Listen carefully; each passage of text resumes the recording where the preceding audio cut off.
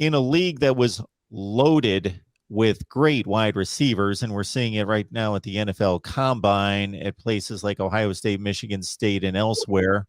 Jahan Dotson certainly didn't need to take a back seat to anyone. He was phenomenal. And Parker Washington steps in as the number one guy. Tim, as you go through the wide receiver room, how does it look to you? Well, I'd say I think that the starting group should be a solid bunch. You mentioned Parker Washington. I think he's poised to step into the number one receiver role at this point. A guy can just maybe he's not like a speedster necessarily, but man, does he just he makes some nice grabs. And at his with his build, he has the ability to break that initial tackle after the catch and perhaps turn a smaller gain into an even bigger gain. And also just having that kind of a low center of gravity. So he makes it difficult to just easily bring him down. And then Keandre Lambert-Smith, who had a nice touchdown grab in the Outback Bowl. He seems like a guy who's ready to step into a larger role as one of the go-to receivers. And then the reason I'm high on the starting group is Mitchell Tinsley, incoming transfer out of Western Kentucky, put up some strong numbers. I don't have them pulled up at the moment, but there you go. Oh, there we go. Yeah. See, 1,400 yards, 14 touchdowns. I mean, I don't care what school it's at. That's pretty good numbers. So, I think he's a guy who could, might be ready to make a leap to the Big Ten, be a productive guy there.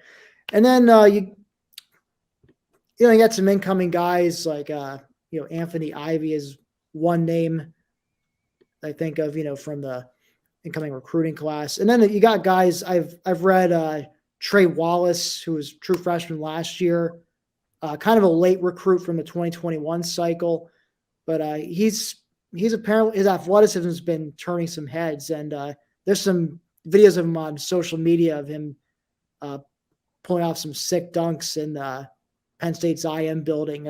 He was a pretty good basketball player in high school himself, so he brings some, and the thing is, like, these multi-sport athletes, that athleticism from different sports can translate well to whatever position they're playing in football. The staff seems pretty high on him in that regards. We'll see how Malik Mega, he made his presence known when he caught his first career touchdown pass against Rutgers last season, and which there wasn't a defender within probably 20, 30 yards of him when he made his grab.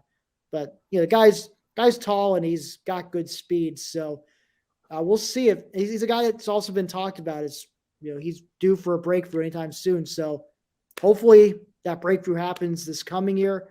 That's probably another guy to keep an eye on for the spring game is Malik Mega. And then there's Sean Clifford's younger Liam Clifford, who was also a true freshman last year. And he's a guy maybe to keep an eye on. Perhaps maybe we'll get a cliff to cliff touchdown connection this coming year. Hopefully. Who knows? But I'm curious to see how, the guys who aren't going to be starters, who emerges amongst that group. Yeah, I'm pretty bullish on the wide receiver group. Like you said, Parker Washington, never going to be some speedster.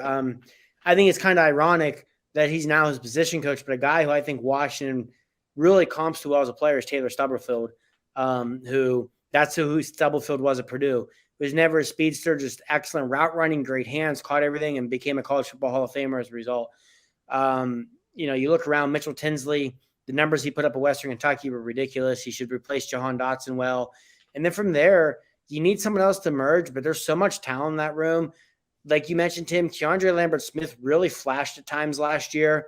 He feels like one of those guys who, and I think we kind of joked about this in the Black Shoe Diary Slack channel going up to the bowl game, of him having the way Chris Godwin burst onto the scene in the Pinstripe Bowl in 2014, Keandre Lambert-Smith being a guy who could have a similar game in the Outback Bowl, and he had a pretty good Outback Bowl. Like you said, he had that long touchdown catch And just you could see him really as the season went on, continuing to put the pieces together. Malik Mega is definitely a guy I'm very intrigued by also. I know last year the staff expected him to be a home run threat from the get-go, but he got dinged up in camp, and it took till late in the season to get healthy. And once he got healthy, we saw Mega start to get reps. We saw that long touchdown against Rutgers. Trey Wallace is an athletic freak they're high on. You know, the true freshman, Caden Saunders, is a kid who I think is going to play. Top 100 receiver out of the state of Ohio, you know, had offers from everywhere. A lot of KJ Hamler and Caden Saunders. I think we see him play a lot as a true freshman. So, yeah, at the wide receiver room, there's a ton of talent there. One thing that Taylor Stubblefield has proven in his first years in Happy Valley is he's a tremendous wide receiver coach.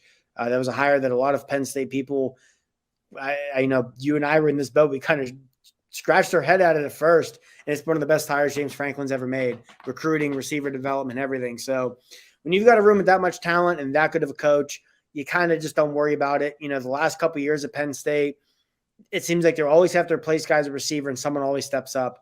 You know, you lost Godwin and Hamilton and Juwan Johnson stepped up, and then it was Hamler, and then it was Dotson and Parker Washington. They have Washington still, and Lambert Smith and Tinsley in the group. I think they'll be good at receiver. I think they have a lot of talent there. I think as long as Sean Clifford's healthy, whoever's the quarterback's healthy, and the offensive line gives them time to throw the ball, I think Penn State should have a pretty effective passing game this season.